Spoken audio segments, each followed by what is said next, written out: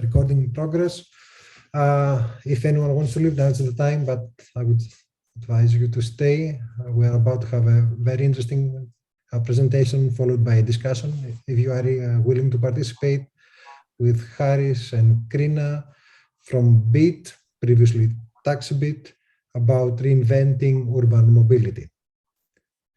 Folks, the floor is yours. Any introduction, and you run the show.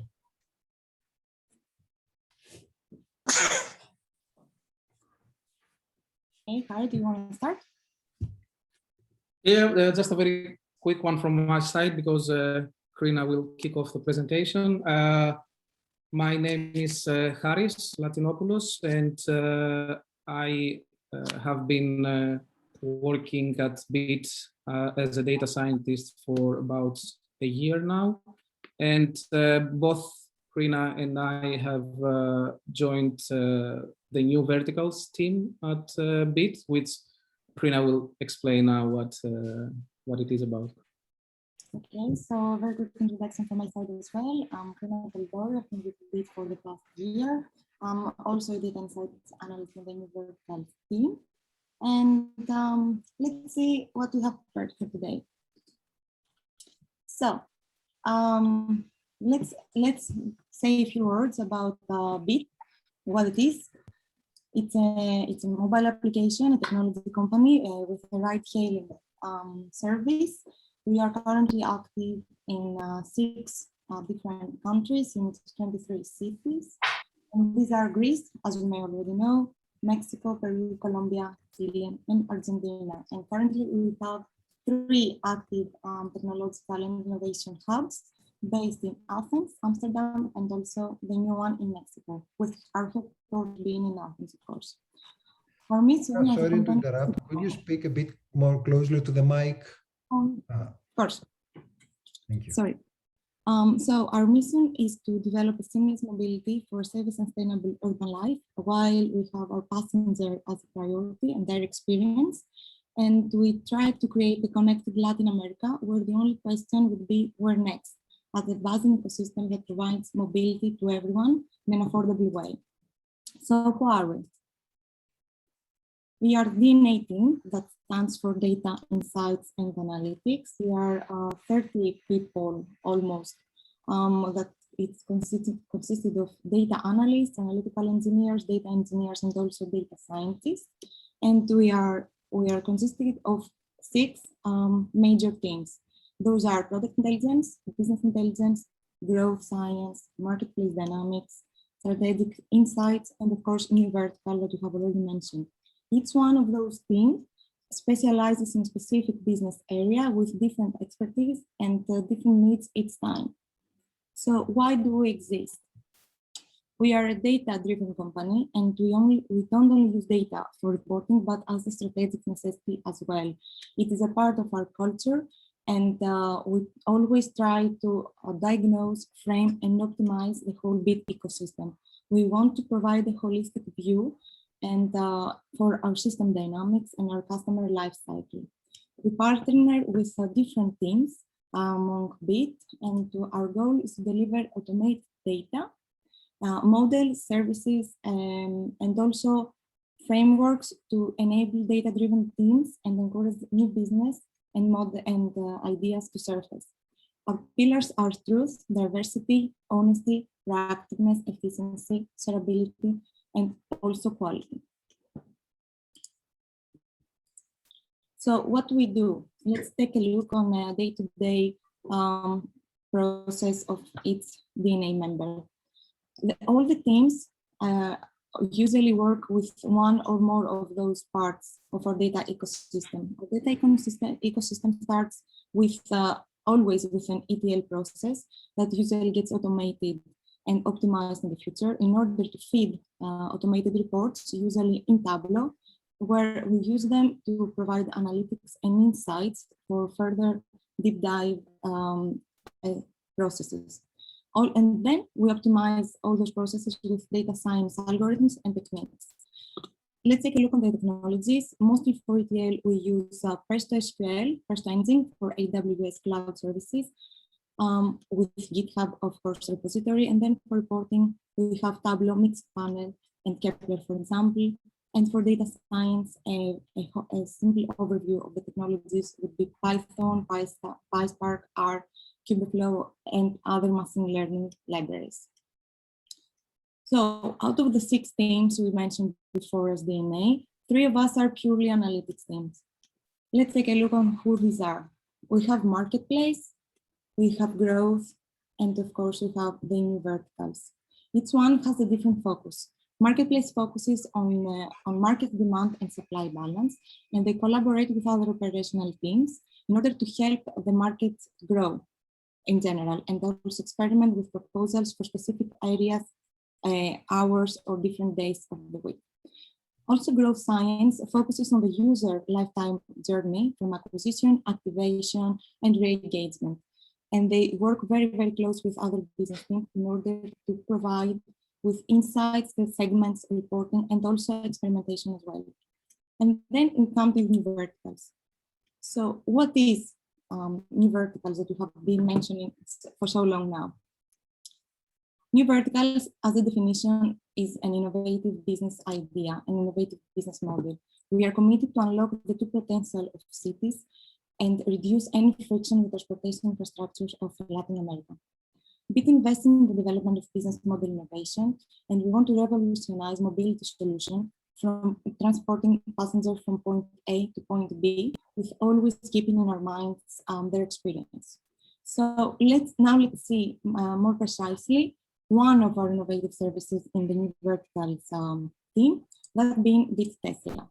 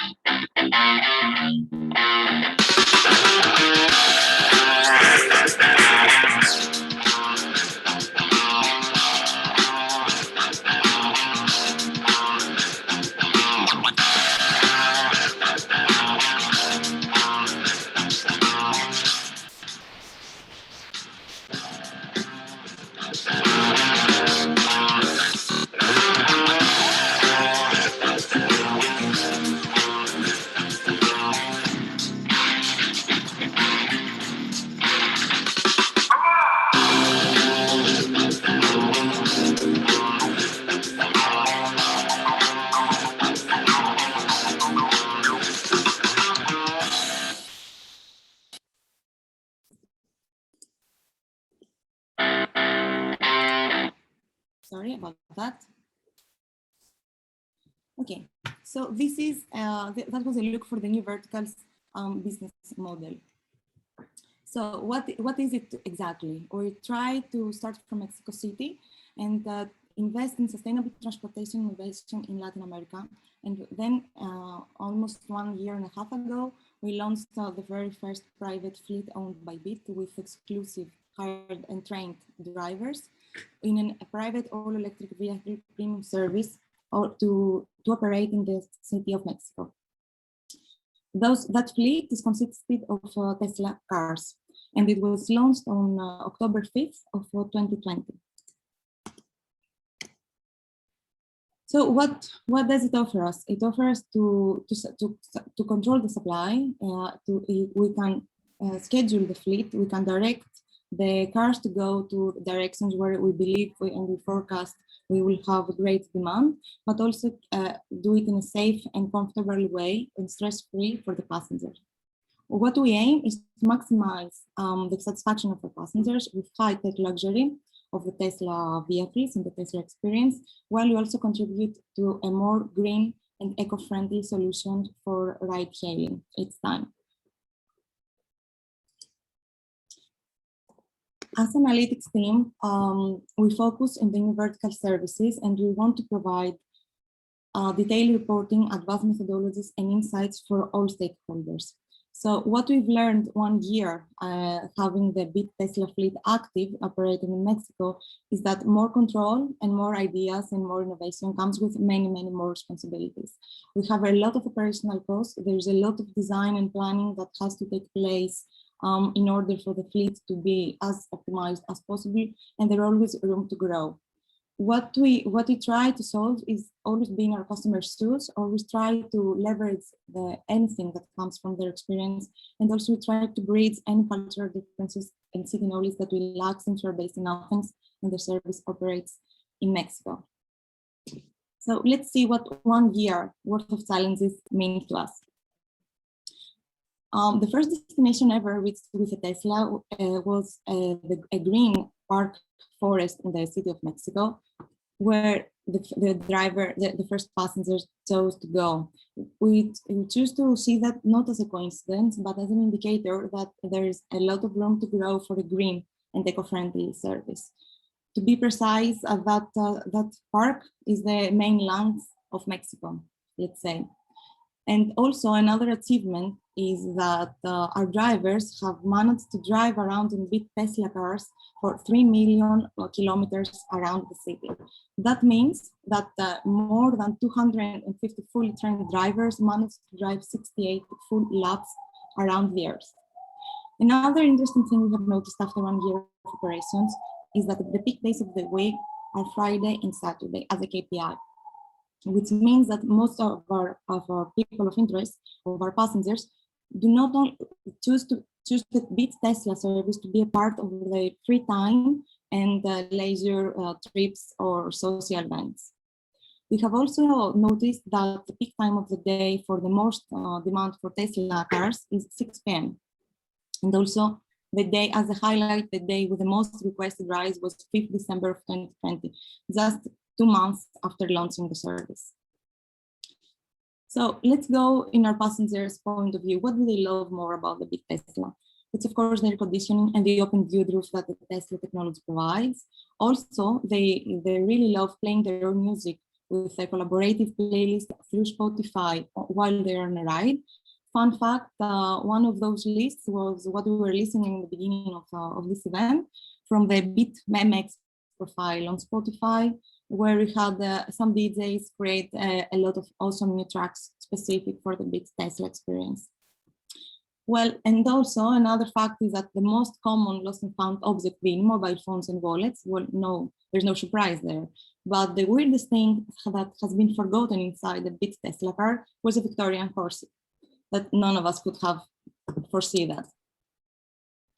So, where next? What is the next step? Where do we go after that?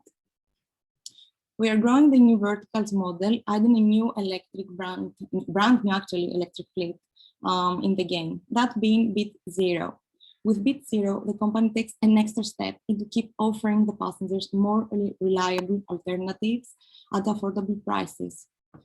And also we try to add more services in our portfolio and reaffirm our uncompromised promise to our people that we want to develop more innovative ideas and bring them seamless experience for ride-hailing services. So let's take a look of what Bit Zero feels like. Antes, el cero era un número que no valía mucho, pero ahora es el más importante de todos. Porque existe algo mejor que moverse con cero preocupaciones. Presentamos Bit Zero, un nuevo servicio con una flota privada de autos eléctricos cero emisiones y conductores contratados, que harán que tu nivel de estrés baje a cero. Descarga la app y muévete con cero preocupaciones. Muévete con Bit Zero. So that was a quick look of what the Bit Zero feels like. And then, what do we do as a DNA New Verticals team? We have those amazing services, but we need to make sure that those services perform as they should. So we need to be able to measure that performance. First of all, we want to see if our vehicles are available to the passengers. Can they successfully find and hail a ride with our electric fleets? How much do they have to wait? Are we accurate in our information we provide to them before they hail the ride?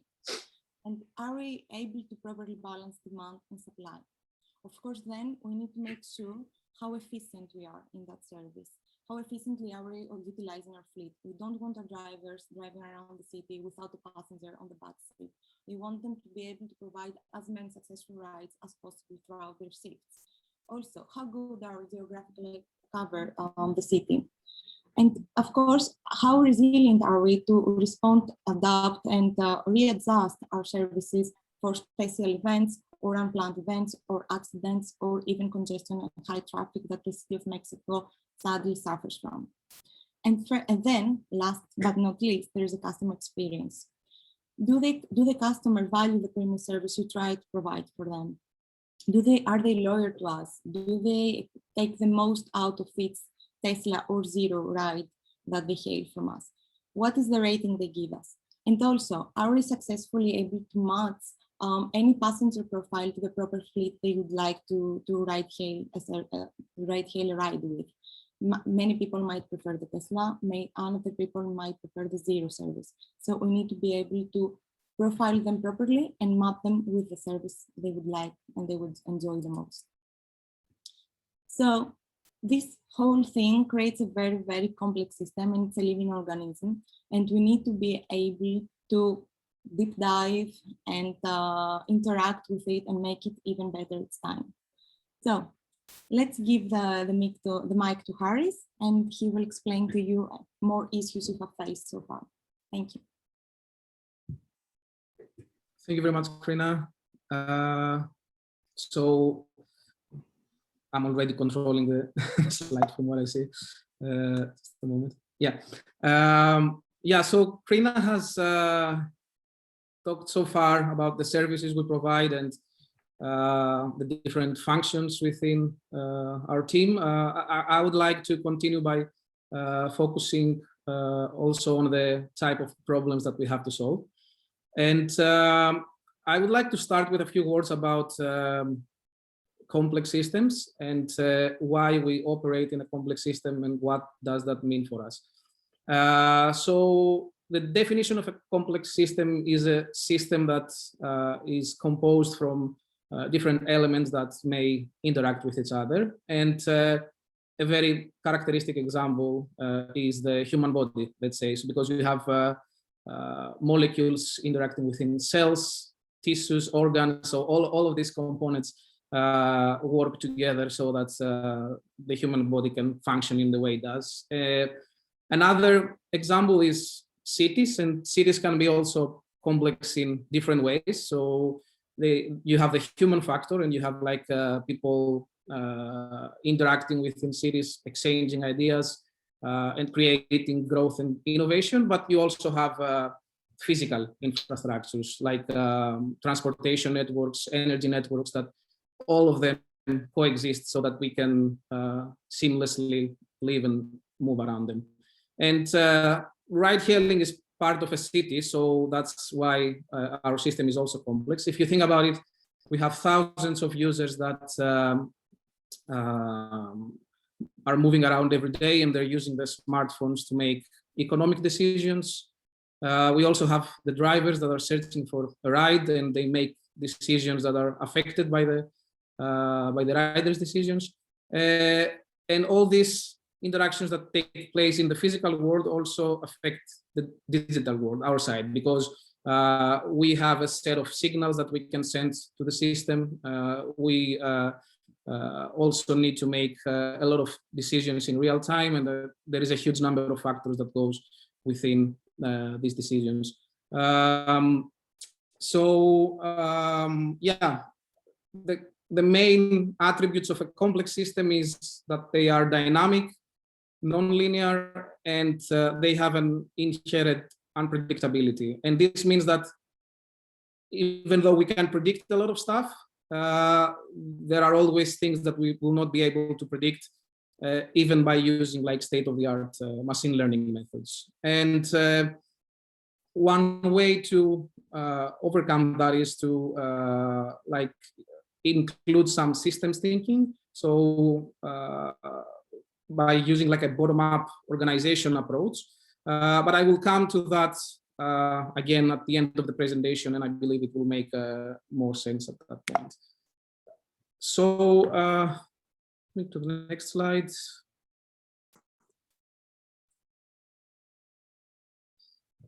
Yeah, if we were to classify the types of problems that we solve in the new verticals team, I would say we had we have three different types of problems. The first one is we need to learn a lot of things. So we need to learn our customers and cities, first of all. And we usually do that with clustering and segmentation techniques. Also, since we operate our own assets, we need to optimize for different factors.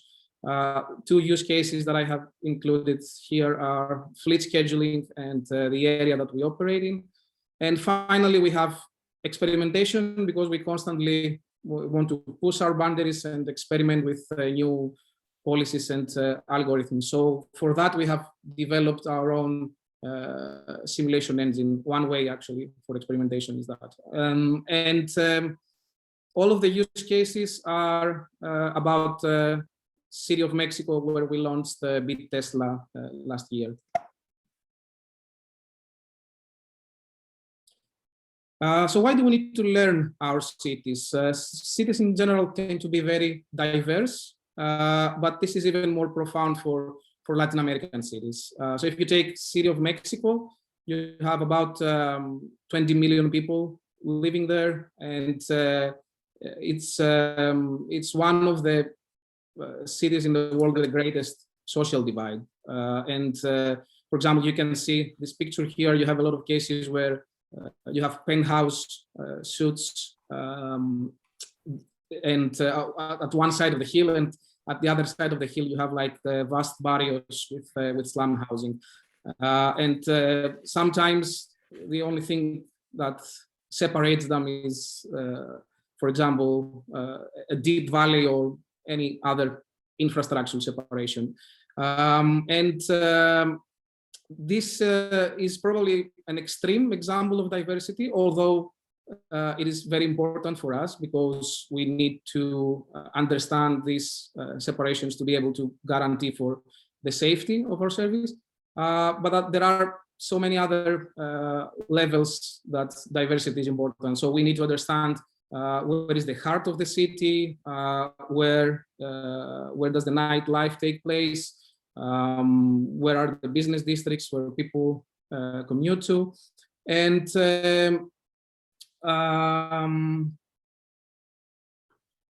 sorry, Green, are you changing the slide?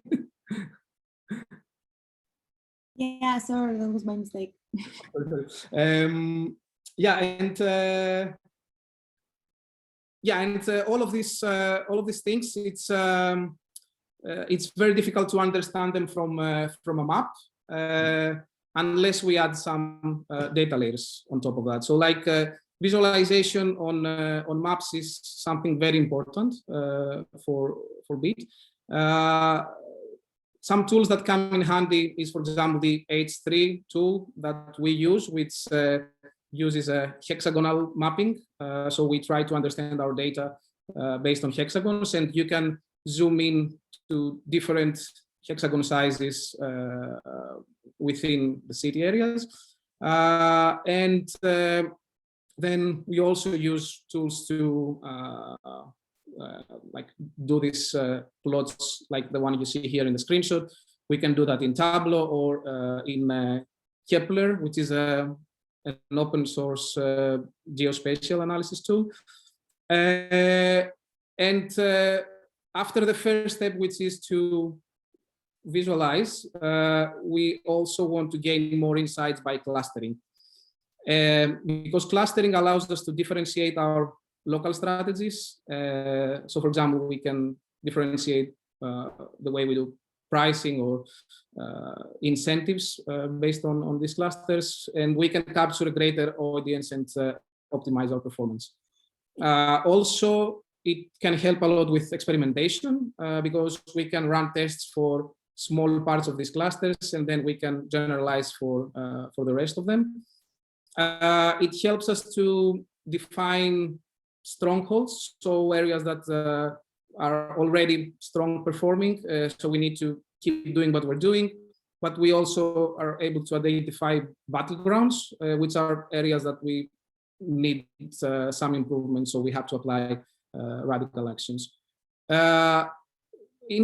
There are a lot of different factors, features that go into this clustering.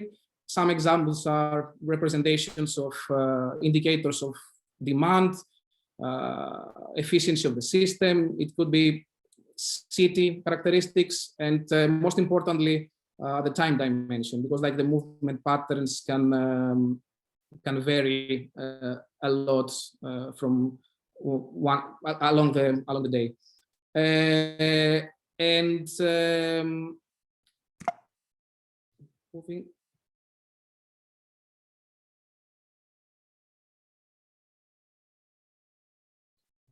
Yeah, and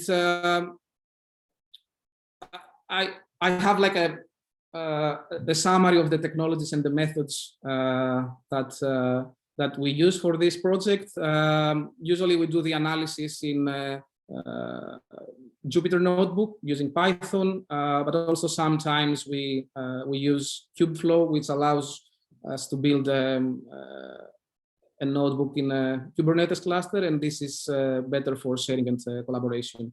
And in terms of clustering algorithms, we use different techniques.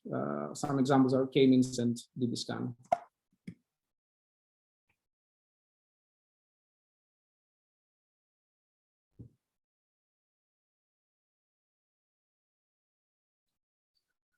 Moving to the customers, we also need to understand the different profiles of our customer base.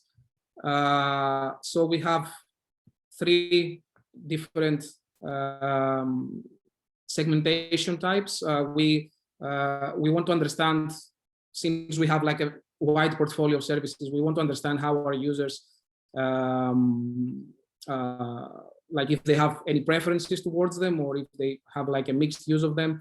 At the same time, we want to understand the intention of usage, because the limited supply means that they are not always, they don't always have the option to use the service they want. So we would like to see what would they use if all services were available at the time.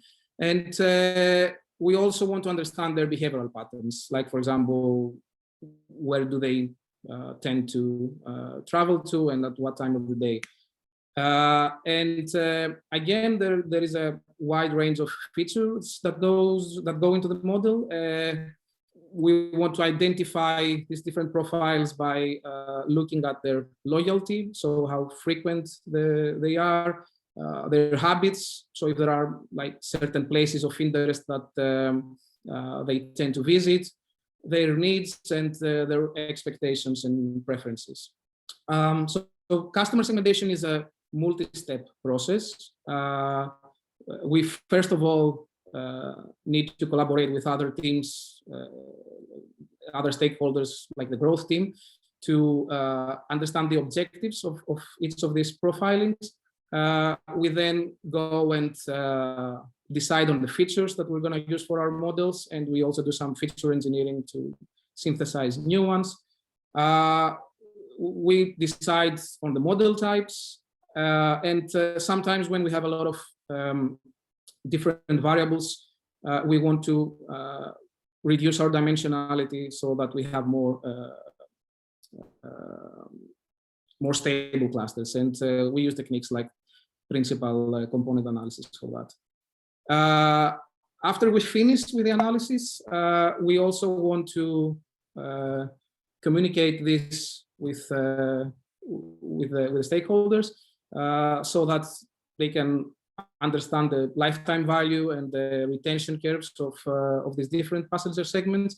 But they are also useful for marketing strategies to have an accurate targeting of passengers and use tailor-made campaigns. And the way we communicate is by creating reports and dashboards in Tableau, and by also constantly monitoring the changes of the profiles and see if we need to update our modeling.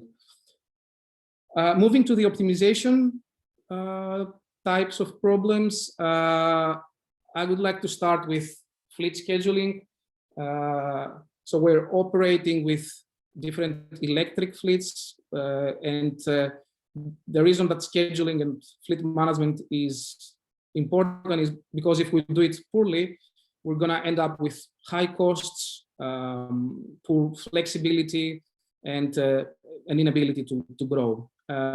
So this is a problem that has a lot of dimensions. We first of all have customers that have different preferences and locations that they want to use the service.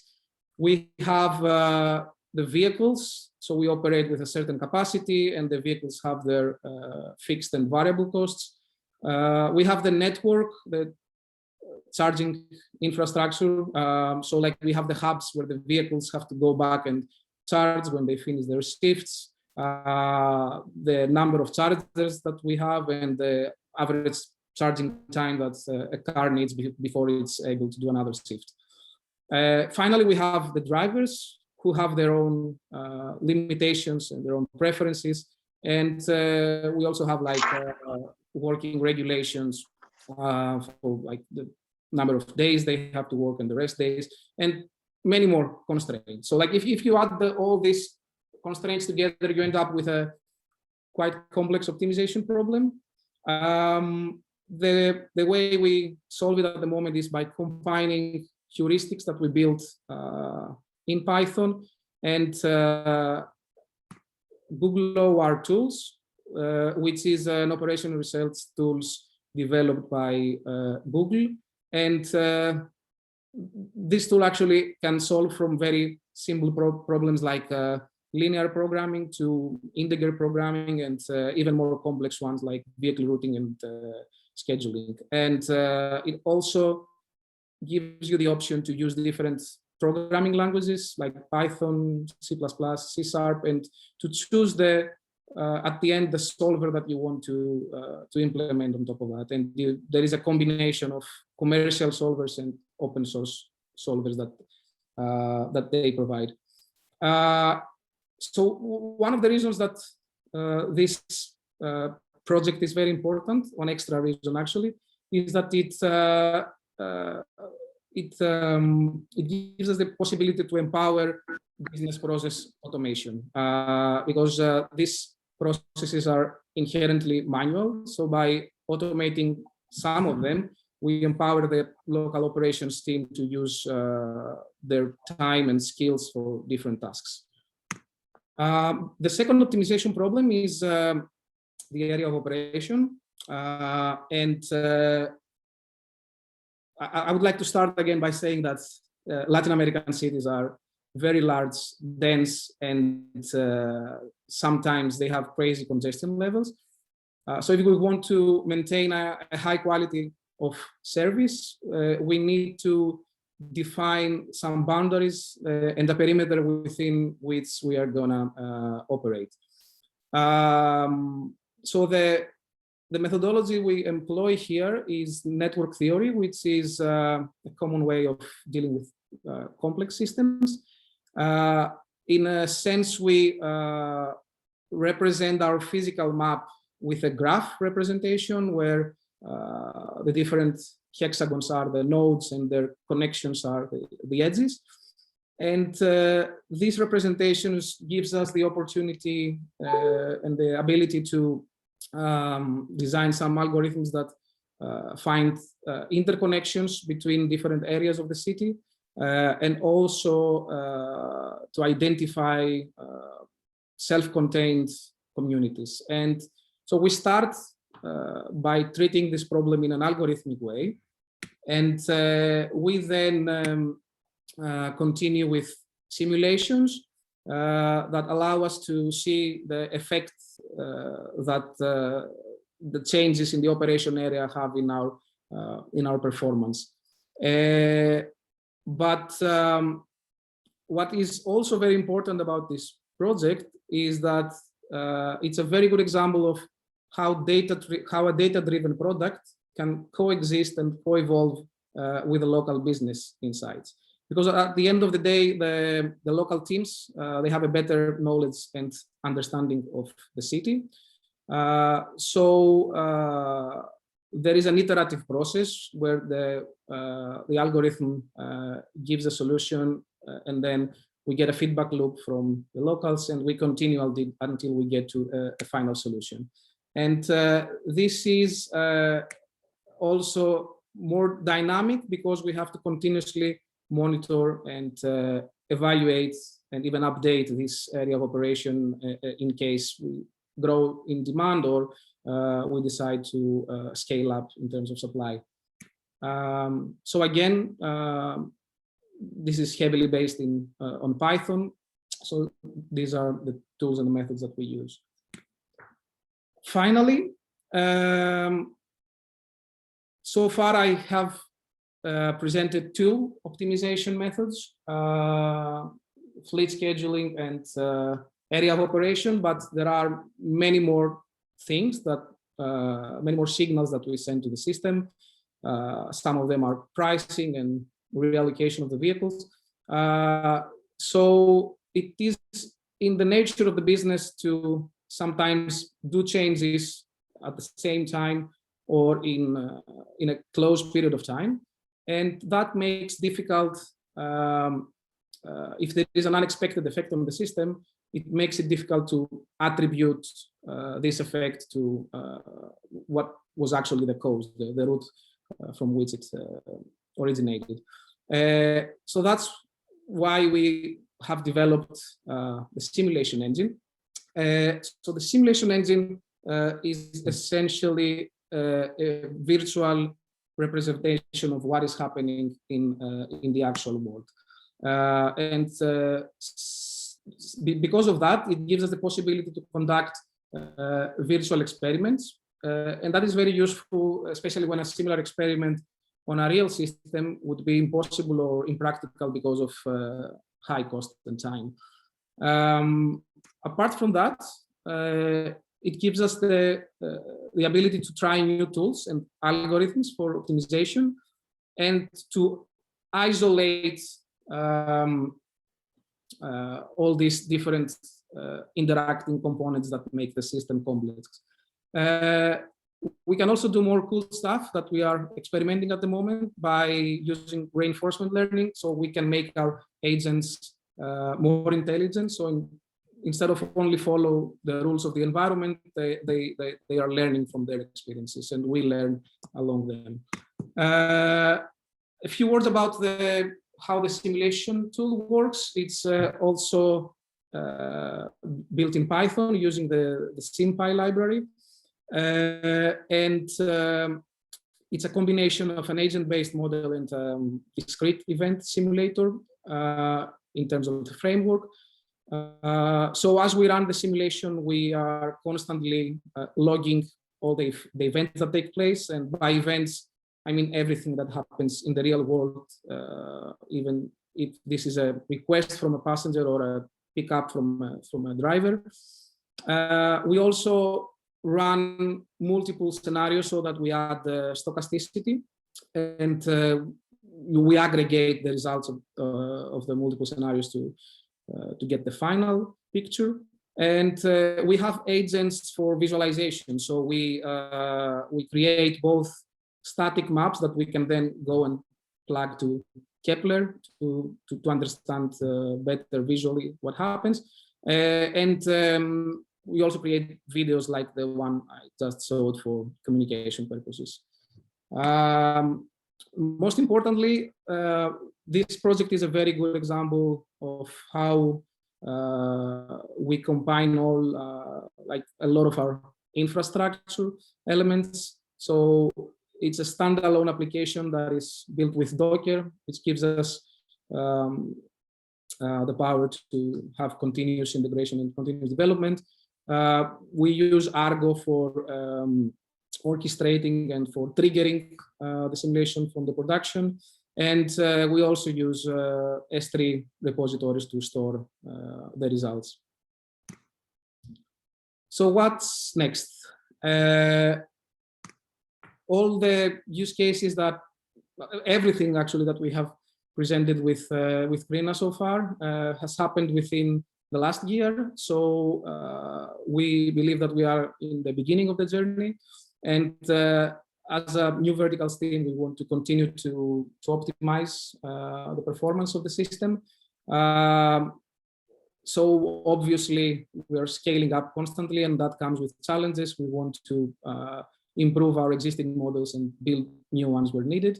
And that means we also want to refine our data architectures to be able to follow the business needs. At the same time, apart from new fleets, we expand the existing fleet types to new Latin American markets. And finally, we are releasing new product features. For example, one that was recently released in City of Mexico is this of scheduling rides. So the ability for the users to book a ride in advance. And this is going to also be released in other markets in the future. So with that, I would like to thank you for listening, and for Lefteris and the rest of the team for hosting this presentation. I hope you found some of the projects we work exciting. If you did, I will leave this slide on. You can scan the QR code, and it will direct you to the careers webpage for any available places. Thanks again. Thank you both, Harry and Kina, so much for making this presentation. I think it must have been really interesting for the audience. I know for a fact that it has been tremendously interesting for me, especially having been at BIT a few years back. And I must admit, I spent at least half of the presentation thinking that, boy, perhaps I should have stayed a bit longer. Some of the aspects you presented, I would really like to have worked on, and I will definitely be reaching out offline, either to convince you to present more about that or to at least get some information. The customer segmentation and the ABM, the agent-based model, being the first two things that I would ask about. And like a good student that I am, I've kept some notes, but I would first like to ask any participants if they would like to ask something, either in written in the chat feature or simply by unmuting and going ahead.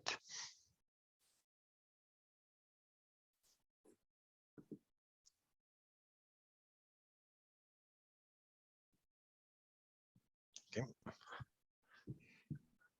I'll kick it off, and perhaps this will inspire some of the people to ask more. I think it was among the slides that Krina presented that said that there was a 181% month-over-month increase when the feature was released. Yeah. I'm not sure if you are allowed to say or if this was part of the things you investigated back then, but did you detect any, let's say, cannibalization, like users that would normally go on a normal ride and instead they opted to use this? So let's define something as cannibalization. You mean if we actually stole passengers from the other BIT services to the BIT Tesla one, correct? Or borrowed for that month, for what it's worth. Yeah. So that's the importance of customer segmentation and profiling that Harris has mentioned, and the different aspects of it. It's that BIT Tesla is all about quality, premium service, and sustainability. That profiles different types of customers than a person that wants simply to go from point A to point B just to go to work, for example. It's a different passenger behavior. It's a different passenger profile. It has and it also has a limited fleet size, which means that you cannot always serve all the demand that you have. With that being said, there's such a great need for supply in Latin America, and especially in Mexico, that there is a great volume of demand. So no, there wasn't a warning indication or any KPI indicating that we had cannibalization among our services, because we also have very, very strong competitors in Latin America, like Uber, Didi, or Cabify, that we want to differentiate ourselves from them. So investing in the private fleet differentiates us from the competitors. So if we're cannibalizing anyone, that's a good thing to borrow sometimes a few passengers from them, but and also so the lack of supply. I'm sorry, what? One of the participants went on mute for some reason. I think there was background noise. But, so what's also important to state is that now that we have two private fleets, different of course, in definition and in brand and in service, but still there are private fleets owned by BIT Tesla and BIT Zero. I mean, what it is important to monitor is if we have cannibalization effects among those two new verticals services. And so far, we haven't observed. We are on top of it, we monitor it daily, but we haven't observed any cannibalization among the new verticals products. But that's we need to acknowledge that that's a great work from tailor-made marketing campaigns and our growth team targeting properly the people that we need to target.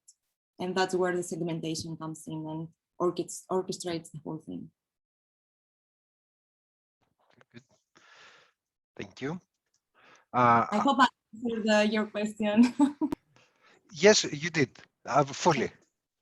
So we could perhaps summarize this as practically no, but the whole extra context you added, it's definitely an improved storytelling. Thank you. I see we have one question in chat. Julian Vasiliska, so apologies if I'm not pronouncing it correctly.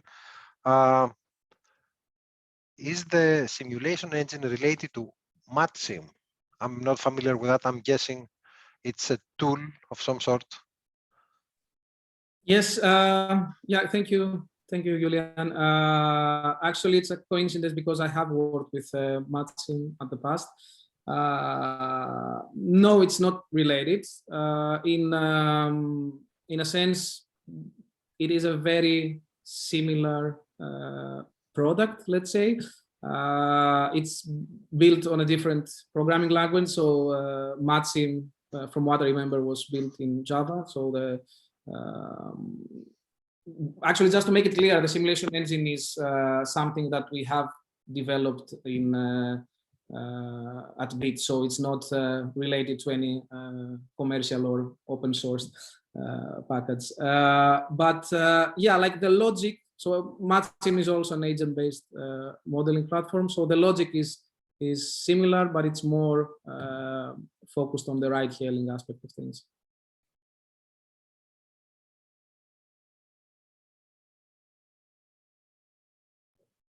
Actually, can I ask something? By all means, and feel free to turn on the camera should you like. Yeah, sure. Yeah, can you hear me? Yeah. So you mentioned that some of the projects that you do, for example, like the fleet scheduling one, you do it for facilitating the operations teams that do some manual, that make the manual operations and make decisions. So I was wondering how open are those teams to use the decisions of your models, and whether you have managed to integrate those decisions in their daily workflow. Mm-hmm. Actually, that's a very good question.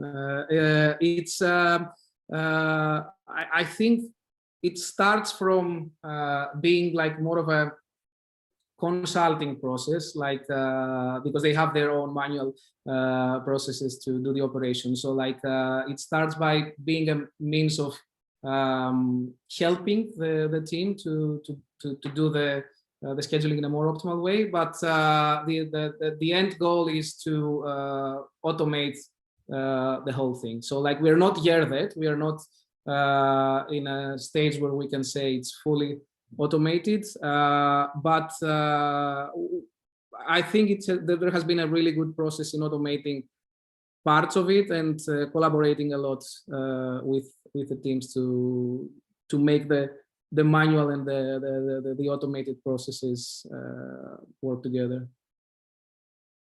Great, thanks a lot.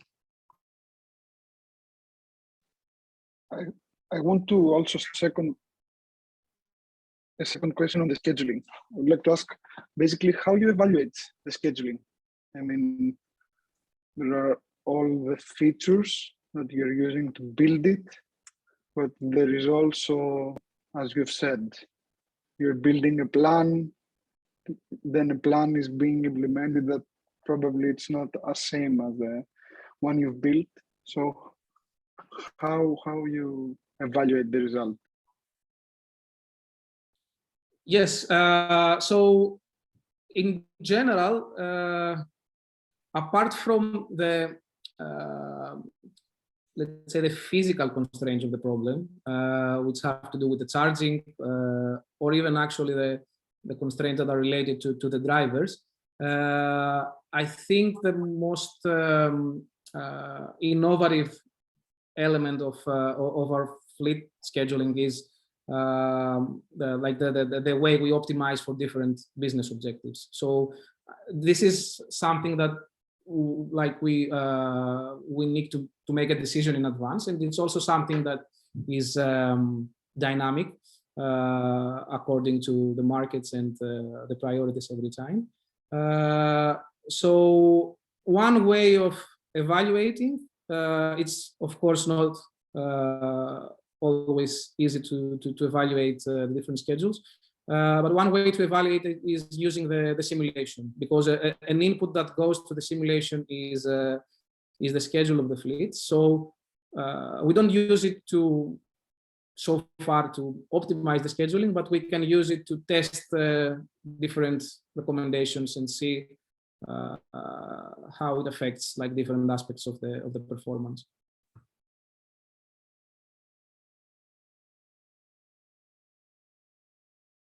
Thanks.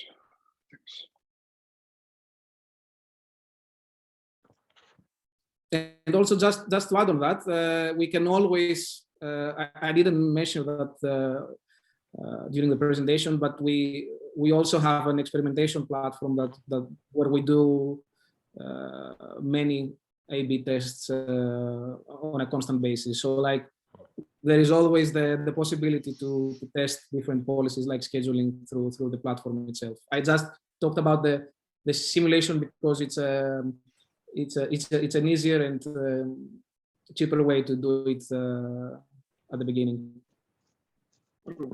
True. One of the thank you so much, Harry. One of the questions I had, and I'm not sure if it's similar, an extension or something entirely relevant, it would evolve around the optimization you mentioned. So I wanted to ask, what is it the quantity that you are after minimizing or maximizing, and if it is related to this planning and the previous question? So do you mean about the scheduling or My original question was about the optimization of fleet optimization, as you mentioned. Mm-hmm. So that's why I asked if it's related or if not. But in the fleet optimization, what is the quantity that we are trying to minimize or maximize? If this is something that you can mention, because I understand that it might be, a sensitive algorithm that not public. Yeah, I think that saying the exact variable would be a bit sensitive, but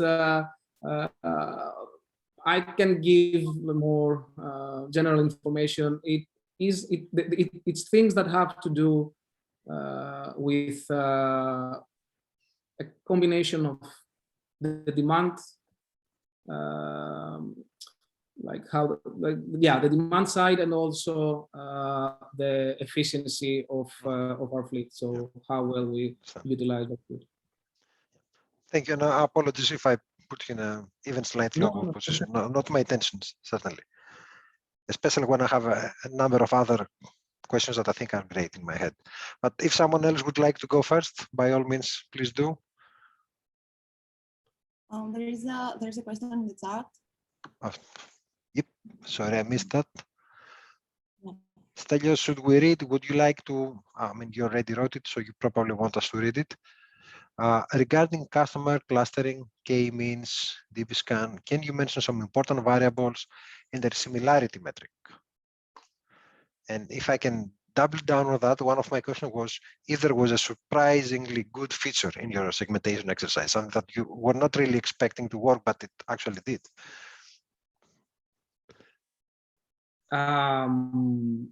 Is that a question related to the city clustering or the customer segmentation? It's customer clustering. Asks about customer clustering, but if there is a juicy answer for the cities, you might as well expand. We would be happy to hear both. Up to you. So I don't know, Karina, if you have any insight from, because I know that you were working on one of the segmentations. If you have any insight, I'll try to think at the same time if anything strikes me at the moment. Well, on the intention segmentation we are currently working on, there are a lot of parts and components building that process. The data mining process generating the results I'm not familiar with because it's not my area of expertise. That is being implemented and overviewed by a fellow data scientist of the new verticals team. But what I can say is that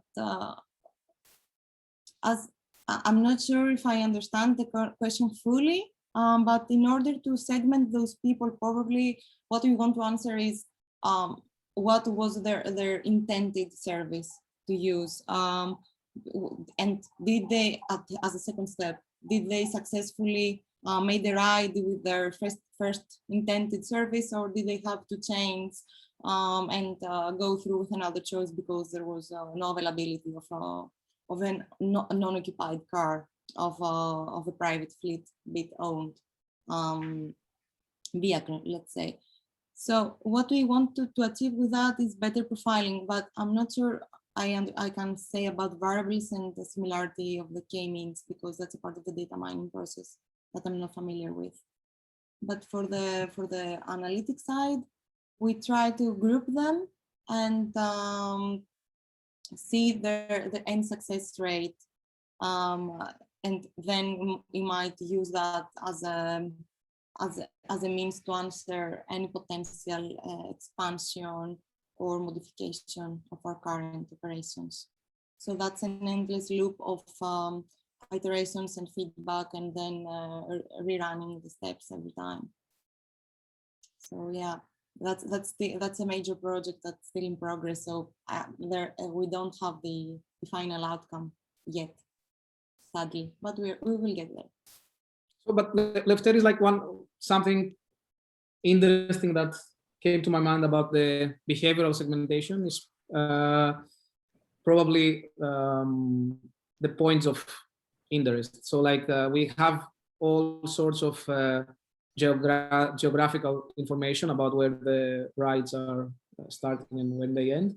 And we have seen so far that some points of interest make a lot of difference in the profiling. For example, you can think of destinations like airports where you have customers that are not very frequent. They could be like visitors at the city, for example, and so on. So it's not only airports, but like I would say that yeah, like the characteristic of some of the locations also affects the behavioral patterns that we see in the profile. And also another thing that we have observed impacts a lot the behavior of people is unplanned events or extreme weather conditions.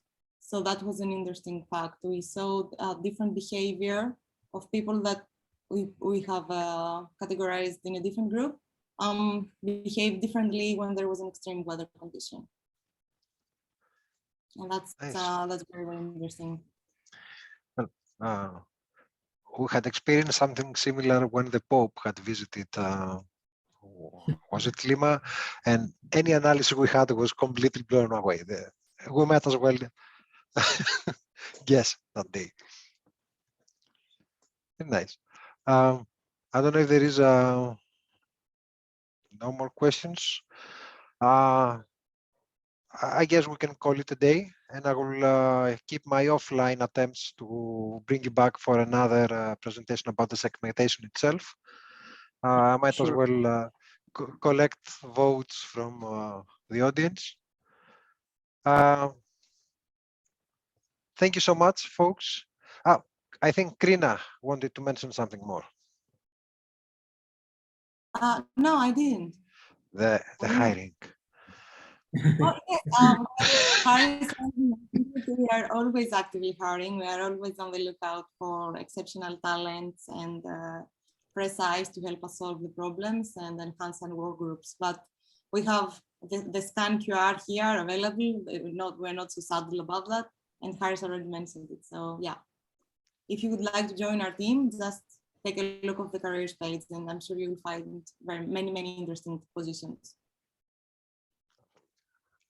I'm tempted with some of the problems we are dealing with. Let's take that offline. Thank you so much, everyone. Thank you for joining, and especially Harris and Krina for presenting. Thank you. Thank you also. Yeah. Thank you. Ciao. Bye. Okay.